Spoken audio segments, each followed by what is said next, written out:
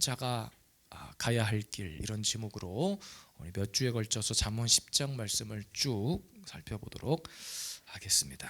우리가 지난 시간에도 잠깐 언급했지만 우리가 잠언 1장에서 9장까지는 지혜, 하나님의 지혜를 깨닫는, 그러니까 그 지혜로의 초청입니다. 그러니까 우리가 지혜가 무엇인지를 알고 그 지혜가 무엇인지 깨달아졌다면 그 다음에 우리가 해야 될 일은 지혜의 길을 가는 거예요. 그러니까 말씀을 듣는 것으로 끝나지 않고 우리는 항상 어떻게 해요? 몸부림치는 거죠. 그 깨달은 말씀대로 살아내려고. 오늘도 하늘의 언어를 깨달았으면 뭐 해야 됩니까? 깨닫는 것으로 끝나야 할까요? 몸부림쳐야죠. 세상에 나가서 싸워야죠. 내 자아와 싸우고 내 고집과도 싸우고 또 세상의 어둠의 권세와도 싸우고 하나님 지혜가 무기가 되어서 싸우는 거예요. 그래서 여러분, 성경의 역사 가운데 이스라엘이라고 하는 그 백성들은 다른 것 없었습니다. 그들이 수많은 전쟁을 했지만 그들에게 싸움의 무기는 단 하나였어요. 하나님의 말씀 가지고 싸웠고 말씀 앞에 순종할 때 승리했고, 여리고성 무너졌던 사건 우리가 잘 알고 있죠. 모세가 홍해를 갈랐던 것도 특별한 전략이 있었던 것이 아니라 그냥 말씀으로 순종한 결과예요. 그것이 하나님 말씀의 지혜입니다. 아무것도 아닌 것 같지만 오늘도 이곳에서 배우는 그 하나님의 말씀이 우리의 삶 가운데 지혜의 길로 우리를 안내해 줄 줄로 믿습니다. 오늘부터 함께 살필 내용이 바로 그 지혜입니다. 지혜를 깨달은 자가 어떻게 삶을 살아야 하는가. 특별히 이 잠언 10장부터의 내용을 살펴보면 그냥 특별한 어떤 단락과 주제보다는 쭉 지혜에 관한 이야기들을 한 절 한 절 풀어내거든요. 그것을 요약해서 함께 진짜 하나님의 지혜의 길을 가는 자와 그렇지 않은 자의 삶의 차이가 무엇인지를 오늘도 말씀을 통해서 우리가 깨닫게 되기를 주님의 이름으로 축복합니다. 자, 지혜의 길을, 지혜로운 자가 가야 할 길, 지혜의 말씀을 깨달은 자가 가야 할 길은 첫 번째입니다. 지혜로운 아들로 양육해야 됩니다. 1절 말씀, 지혜로운 아들은 아비를 기쁘게 하거니와 미련한 자들은 어미의 근심이니라. 그러니까 지혜로운 자와 지혜롭지 못한 자의 차이를 이 1절에 담고 있는 거예요. 여기서 지혜로운 아들은 공부를 잘해서 좋은 대학 가서 합격해서 좋은 회사 다니고 좋은 차 타고 좋은 집 살고 넓은 집 살아서 그런 지혜로운 아들을 말하는 것이 아니라 이미 우리가 지금까지 잠언의 말씀을 통해서 배운 대로 하나님의 말씀의 가르침을 잘 받아서 믿음의 길을 걷는 아들을 말합니다. 저와 여러분들이 지금까지 신앙생활을 하면서 하나님의 말씀을 차곡차곡 쌓아놓았을 거 아닙니까? 그럼 여러분, 차곡차곡 쌓아둔 말씀 뭐 하려고 쌓아둔 거예요? 써먹으려고, 써먹어야 될 거 아닙니까? 이 땅을 살아가면서 여러분, 수많은 것들이 우리를 무너지게 하여 예기치 못한 것들로 우리를 무너뜨리려고 합니다.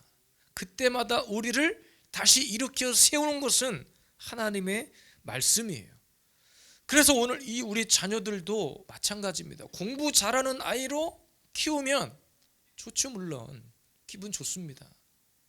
그렇지만 그거보다 더 중요한 우선순위는 하나님 말씀의 지혜로 자라나는 아들, 딸이에요. 참 부족한 이야기지만 제가 이제 병원 시술 때문에 한 이틀 교회를 비웠어요. 아이들에게 미리 이야기를 했습니다. 교회에서 자고 새벽 예배를 드려야 될 것 같아. 집에 있으면 아이들끼리 새벽 예배를 나올 수가 없으니까. 많은 사람들이 뭐한디 애들까지 그렇게 힘들게 새벽 예배를 드리게 하느냐. 또 어떤 분들은 아이들에게 용돈을 주면서 야, 그거 11조 먼저 하나님 앞에 드리고 이렇게 얘기를 하면 뭐 애들한테까지 11조를 떼게 하냐고, 뭘 11조까지, 그거 얼마 된다고 11조 드리게 하냐고 이렇게 얘기하는 분들이 있어요. 근데 여러분, 뭘 몰라서 하는 이야기입니다. 천국은 어른들만 갑니까? 헌금은 11조는 어른들만 드리라고 성경에 되어 있어요. 어렸을 때 구역 예배를 드리잖아요. 어른들이 여자분들 중심으로 구역 예배를 드렸을 거 아닙니까? 제가 기억하는 구역 예배는 그랬어요. 그래서 어쩌다 학교 갔다 오면 집에 오랜만에 먹을 것이 조금 막 이렇게 많이 있으면 여지없이 우리 집에서 구역 예배를 드리는 날이에요. 그러면 그걸 먹고 싶어서 막 침을 꼴딱꼴딱 삼킬 거 아닙니까? 그러면 다 어른들이 예배 끝나고 가고 나면서 조금 그 남겨놓은 거 그냥 먹고 싶어가지고 그랬단 말이에요. 근데 여러분 보세요. 우리가 젊어서 그렇게 하나님을 알고 수요 예배, 금요 예배, 주일 예배, 새벽 예배 그렇게 열심을 다해 예배를 드려도 오전에 제가 설교한 것처럼 고난이 찾아오고 어려움이 찾아오면 중내 산해하는 거예요. 그런데 우리 자녀들은 내버려 둬도 되냐 이 말이야. 제가 부끄럽지만 그래서 제가 앞 병원에 있는 동안에 제 아내가 어쩔 수 없이 제 곁에 있어야 한 상황이어서 아이들에게 교회에서 자고 새벽 예배를 드려라 그랬습니다. 물론 그 모습을 다른 분들이 봤을 때는 참 신기하고 물론 저는 참 감사해요. 아이들이 그래도 부모의 말을 듣고 자기네들끼리 학교 끝나고 집으로 가지 않고 교회로 와서 새벽 예배를 드리고 또 외부 목사님이 오시는데 미리 일어나서 다 준비하고 세팅하고 있었더라고요. 감사합니다. 근데 여러분 이것이 그냥 아이고 기특하다 또 잘했다 정도로 끝날 일이 아니라 우리의 영혼이 저는 죽고 사는 문제라고 생각해요. 어렵고 힘든 일 만나면 가장 먼저 하나님 앞에 나와 엎드리라는 거야. 어려서부터 훈련되지 않는데 어느 날 갑자기 내가 딱 변해가지고 야, 나 하나님 앞에 엎드려야지 이런 생각 드는 것이 아닙니다. 그러니까 하나님의 말씀은 계속 내 안에 쌓이고 쌓인 그 하나님의 말씀은 이때 써먹는 거예요. 우리가 왜 훈련합니까? 예배도 훈련인데 영적 훈련인데 왜 훈련해요? 우리가 지금 이렇게 모여서 예배 드리죠. 근데 코로나 시절 여러분 경험하셨지만 코로나 때 어떻게 예배 드렸습니까? 모여서 예배 드렸나요? 흩어져 예배 드렸을 거 아니에요. 근데 그 일을 위해서 우리가 지금까지 모여서 예배하는 훈련을 했던 거 아닙니까? 그래서 교회가 어려움 만나서 혹시 이제 무슨 일이 어떻게 생길지 모르지만 교회에 모일 수 없는 순간이 되면 지금까지 훈련한 대로 여러분 흩어진 그곳에서 예배를 드려라 이 말이야. 그러니까 삶의 예배를 드리라고 했다고 해서 무조건 교회 안 나가도 되는구나 이 말이 아니라 모이자고 할 땐 본진에 모여서 함께 영적인 것을 충전하고 충전한 것을 가지고 여러분 삶 가운데 흩어져서 예배를 드려야 될 거 아닙니까? 근데 우리의 자녀들에게도 마찬가지예요. 지금부터 계속 훈련을 해야 어느 순간 아이들끼리만 남아있는 이 시대에 부모가 없어도 누가 뭐라고 하지 않아도 예배 드려야 하는 시간에 예배 드리고 힘들고 어려운 일 만나면 사람 찾아가고 은행 찾아가기보다 먼저 하나님 앞에 엎드릴 줄 아는 그런 자녀가 지혜로운 자녀 아니겠습니까? 오늘 말씀에 지혜로운 아들로 양육해라. 이거 지금 누구에게 명령하는 거예요? 부모에게. 나는 자식들 다 키워서 이제 뭐 이렇게 가르칠 자식이 없는데요. 아니요, 없긴 왜 없어요. 다 큰 자식도 자식이고 지금도 늦지 않았어요. 가르쳐야 돼요. 훈련시켜야 됩니다. 성경에 보니까 큰 환란이 찾아온다고 그랬어요. 처처에 기근이 찾아온다고 그랬어요. 여러분 기근은 비가 내리지 않고 기상 천체에 관련된 기근뿐만이 아니고요. 영적인 기근이 찾아와요. 말씀의 기근이 찾아온단 말이에요. 그때 어떻게 우리가 살아남냐 이 말이에요. 어떻게 살아남아요? 나는 그렇다 치고 우리 자녀들 어떡할 거예요? 어리니까? 야, 어린애들한테 뭐 11조를 강조하고 그러냐? 저는 어렸을 때 그렇게 11조 훈련을 강력하게 받지는 못했지만 늘 봐왔던 모습이 그거예요. 저 커서도 가끔 이렇게 11조를 제가 목사 되기 전에 그냥 청년 때 중고등학교 때 이렇게 풍족하게 제가 막 용돈을 받고 그러지 못했기 때문에 정기적으로 11조 헌금을 드리거나 이러진 못했지만 제가 나중에 경제활동을 하고 결혼을 해서 아내에게 재정을 맡기는 이유 중에 하나도 혹시 모를 나도 모르게 떼어먹을까 봐서 그러니까 하나님의 것을 하나님의 것으로 인정하고 드리는 그 훈련을 제 스스로 한 거예요. 드리게 했고 어려서부터 우리 아이들에게 누군가가 이렇게 용돈을 주면 먼저 11조를 드리게 하는 훈련은 그때부터 만약에 하지 않았다면 지금 못합니다. 지금 못해요. 좀 있으면 한 달 정도 뒤에 설 명절 돌아오는데 세뱃돈 받고 하면 11조 드릴 생각 못 합니다, 아이들이. 근데 여러분, 어려서부터 가르치지 않았는데, 이 지혜로운 아들로 양육하지 않았는데 어느 날 반짝 은혜가 임하면 나도 모르게 막 11조를 막 드리고 새벽 예배 드리고 막 금식하고 기도하고, 이게 돼요? 안 돼요. 우리 평생 그렇게 한다고 했지만, 그렇게 교회에서 열심히 봉사하고 권사되고 장로되고 다 됐지만 그게 되냐고요. 안 됩니다.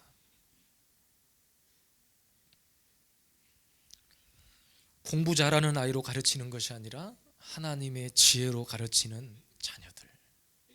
그래서 저는 제가 부목사로 사역하면서 다음 세대 사역을 함께하고 대안학교 사역을 하면서 한 가지 하나님 앞에 지금까지 감사한 것은 아이들 데리고 새벽 예배 드리는 거. 자랑이 아닙니다. 어려서부터 자녀들에게 새벽 예배 신앙을 가르친 거. 아이들이 방학을 늦게 했어요. 저희 학교 다닐 때는 12월 성탄절 전에, 어지간하면 겨울방학 하잖아요. 근데 요즘은 1월달 넘어가야 해가 바뀌어야 방학을 내요. 그러니까 아이들이 이 추운 날 새벽 예배에 나오고 쉬운 일은 아니죠. 저도 보면 짠합니다. 짠해요. 막둥이는 막둥이대로 짠하고, 또 중간 아들은 아들대로 짠하고, 첫째는 첫째대로 짠하고, 짠합니다. 인간적으로는. 내가 괜히 애들을 이거 뭐 쌩 고생을 시키나. 그런데 하나님 지혜 교육이 맞아요. 언제나 말씀이 옳아요. 뭐 새벽 예배 안 드린다고 뭐 누군가를 이런 건 전혀 그런 이야기가 아닙니다. 어떤 길을 우리 다음 세대에게 가르치느냐, 지금 그 이야기를 하는 거예요. 어떻게 가르치는 것이 하나님 지혜의 길인지를 말씀드리고 있는 거예요. 믿음의 자녀들요, 여러분 쉽게 죄의 유혹에 빠지지 않아요.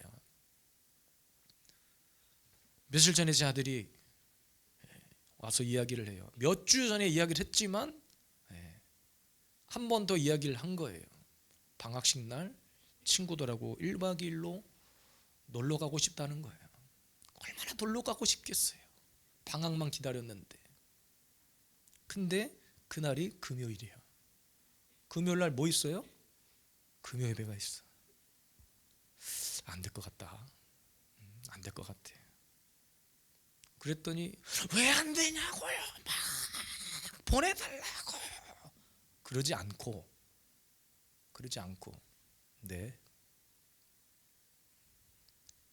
저는 그렇게 말하고 잊어버리고 있었단 말이에요. 근데 금요일날 방학식을 하고 집에 왔는데, 와서 밥 먹으면서 아버지, 어머니, 친구들은 지금 다 놀러 갔어요. 여기 뜬금없이 하길래 넌 왜 안 갔냐? 가지 말라며요. 금요일이잖아요. 그럼 너는 내가 가라고 했으면 어떻게 가려고 그랬냐? 그랬더니 하는 말, 자기는 금요예배 끝나고 만약에 허락을 한다면 금요예배 다 드리고 나중에 가서 합류하려고 그랬다는 거예요.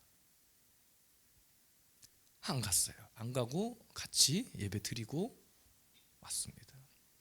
그러니까 여러분, 그냥 제 자식이니까 자녀 자랑을 하는 것이 아니라 어려서부터 이렇게 하나님의 말씀을 가르치고 예배를 가르치는 것이 무슨 어린애들부터 그렇게 힘들게 못 살게 구느냐가 아니라, 우리는 끊임없이 이 훈련을 해야 돼요.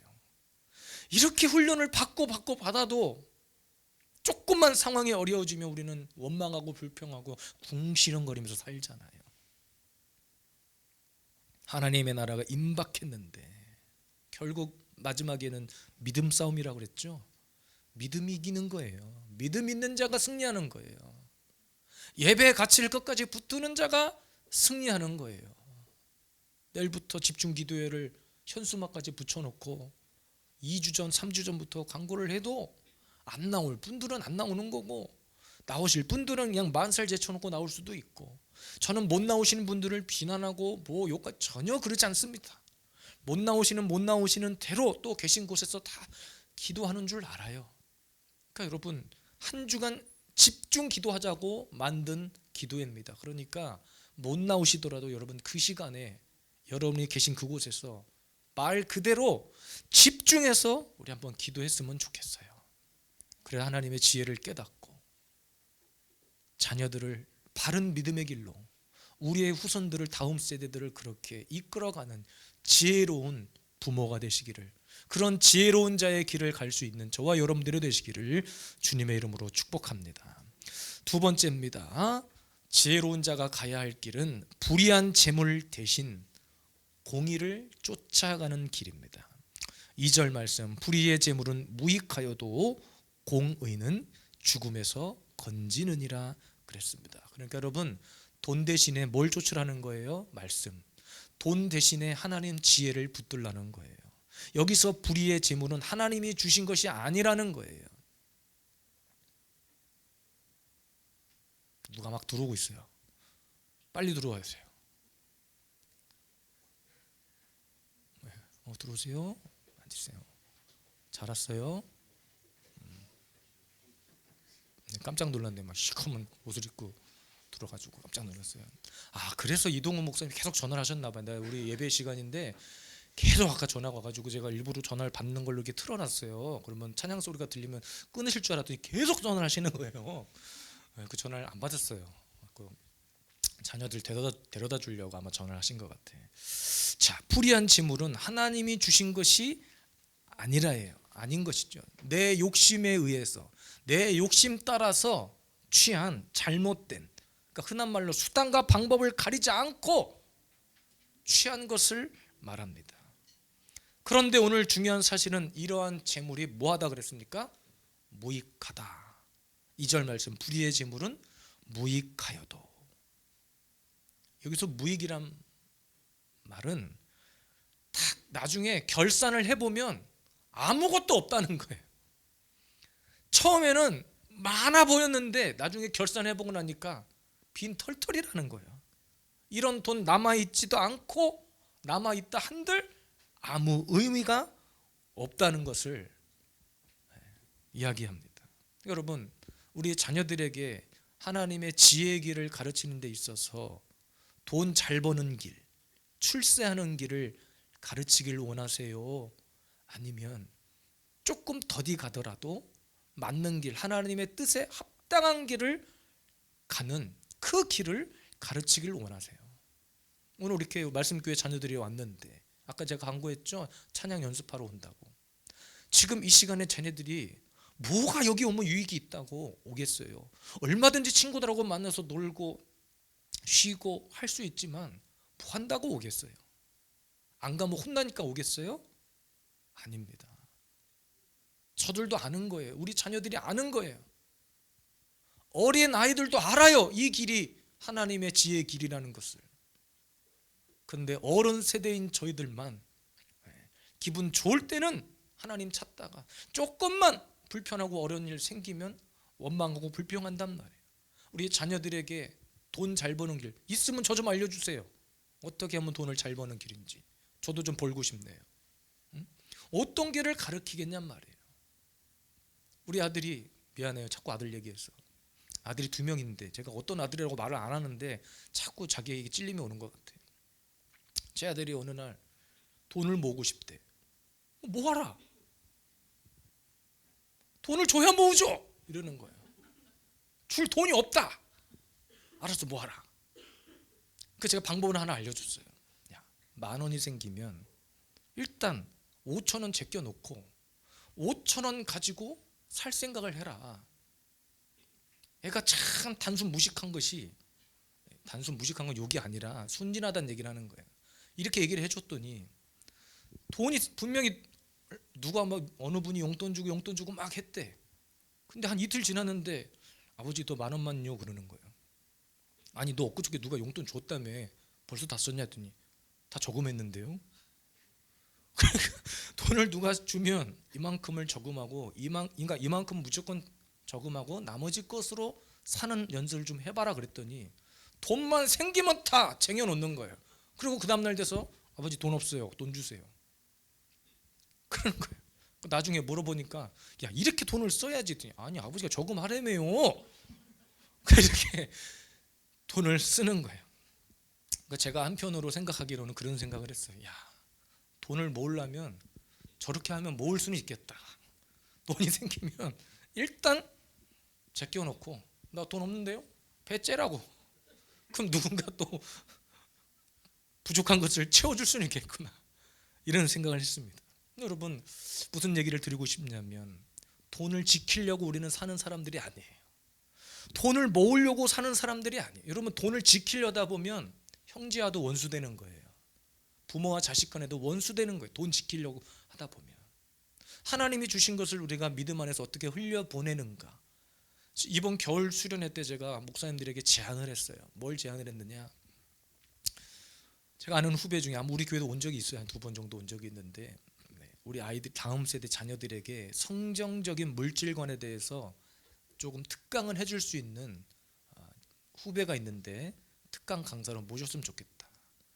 동의를 구하고 이번에 오기로 했어요. 겨울 수련회 때 와서 뭘 하느냐, 왜 우리 그리스도인들 자녀들이, 우리 그리스도인들이 바른 물질관을 가지고 있어야 하는지에 대한 교육을 시켜주기 위해서. 그러니까 왜 우리가 저축을 하고, 제 아들이 그래요. 믿음이 너무 극단적이다 보니까 이제 뭐 주님 오실 때가 얼마 남지 않았는데 뭐 그냥 누려야죠 하면서 막 쓸 때도 있어요. 누릴 때 누리더라도 하나님께서 우리에게 재정을 주실 때는 누리라고 주시는 것이 아니라, 그렇다고 해서 쌓아놓으라고 주시는 것이 아니라, 그것을 믿음 안에서 신앙 안에서 흘려보내라고 주시는 것이지 막 쟁여놓고 누리라고 놀러 다니라고 주시는 것이 아니란 말이에요. 그래서 이번 겨울 수련회 때 그런 기독교적인 관점에서 우리 자녀들이 어떻게 물질을 관리해야 되는지 교육하기 위해서 그 후배 청년을 모십니다. 우리가 알아야 돼요. 하나님이 주신 물질을 어떻게 써야 바르게 흘려보내는가. 어떻게 저축을 하고, 저축을 왜 합니까? 부자 되려고 저축하는 거예요? 아니요. 저축하다가도 하나님이 감동 주시면 또 옥합을 깨트리잖아요. 우리는 믿음 안에서. 그렇죠. 예전에 신혼 때 교회에 어떤 선교사님이 오면 제일 불안했어요. 제 아내가 자꾸 통장을 깨니까 조금 뭐만 있으면 선교사님이 와가지고 조금만 이렇게 감동이 돼서 눈물 흘리면 바로 그냥 그 다음날로 통장이 사라져버리니까. 물론 그것이 하나님의 은혜고 감사고, 제가 목회를 하다 보니까 선교사님이 얼마나 귀한지 몰라요. 이번에도 1월 달에 또 우리 선교사님 잠깐 나와서 뵙기로 했는데 그냥 돌려보내겠습니까? 할 수만 있으면 선교사님을 우리가 잘 섬기고 모셔야죠. 돈은 그렇게 쓰는 거예요. 주님이 쓰라고 명령한 곳에 쓰는 거예요. 그렇게. 그러니까 여러분, 자녀들에게 돈이 아니라 말씀을 쫓게 만들어야 되는 거예요. 그러니까 말씀 안에 답이 다 있는 거예요. 우리에게 주시는 재정도 하나님께서 왜 나에게 이런 재정을 주셨을까? 쓰라고, 어떻게 쓰라고 분명한 하나님의 의도가 있단 말이에요. 그래서 하나님의 언어를 깨닫는 것이 너무 중요합니다. 불의한 재물 대신에 하나님의 공의, 하나님의 지혜, 돈 때문에 패가망신할 수도 있고 그 돈을 잘 관리해서 위대한 하나님의 역사에 쓰임받는 사람이 될 수도 있고. 여러분, 록펠러 이야기 하실 거예요. 록펠러는 그 엄마가 록펠러에게 어렸을 때부터 한쪽 주머니, 양쪽 주머니의 용도를 다르게 훈련시켰습니다. 한쪽은 11조 주머니, 한쪽은 네가 쓸 수 있는 주머니를 따로 구별해 주었다는 거예요. 절대로 하나님의 것을 손대지 못하도록. 그리고 미국에서 어떤 통계가 있는데 몇십 년 동안 연구한 거예요. 실제 사례들을. 11조를 몇십 년 동안, 30년이라고 그랬나? 11조를 30년 동안 들인 그룹과 그렇지 않은 그룹의 나중에 재무 상태를 조사했는데 11조를 들인 이 그룹이 처음에는 뒤처졌대요. 그런데 나중에는 어떻게 됐느냐, 11조를 들인 이 그룹이 훨씬 재정 상태가 깨끗하고 풍족하고, 근데 11조 들이지 않는 그 그룹은 완전히 그냥 폭망했든지 아니면 여전히 바닥에서 허덕이고 있든지. 실제 통계입니다. 이거 제가 또 11조 돈 얘기한다고 헌금 내라 이 말이 아니에요. 재정은, 물질은 하나님 앞에 주신 감동대로 순종해서 여러분들이 드리시면 돼요. 지금 드리고자 하는 메시지는 돈이 아니라 하나님 말씀 쫓아라 이 말이에요. 우리 자녀들에게도 바른 지혜의 길을 가르치는 데 있어서 돈이 아니라 하나님의 공의, 하나님의 말씀의 지혜, 이것이 우리 인생의 최우선순위가 되어야 합니다. 우리 사랑하는 예수비전세움교회 우리 성도 여러분, 올 한 해 새해 하나님께서 주신 여러 가지 소망이 있고 비전이 있으실 거예요. 무엇보다도 우리는 하나님의 말씀이 빛이 되어서 우리의 가는 길을 비추게 하고 우리의 자녀들을 그 길을 가게 하고 바른 말씀의 길을 가르쳐서 우리 자녀들이 세상 이 혼탁한 세상에서 바른 분별력, 탁월한 하나님의 지혜로 이 어두워진 세상을 하나님의 빛으로 살아갈 수 있도록 세상이 아닌 하나님의 것을 먼저 선택할 수 있는 그런 영적인 분별력 있는 자녀로 살아갈 수 있기를, 또 그런 길을 가르치는 지혜 있는 부모가 되시기를 주님의 이름으로 축복합니다.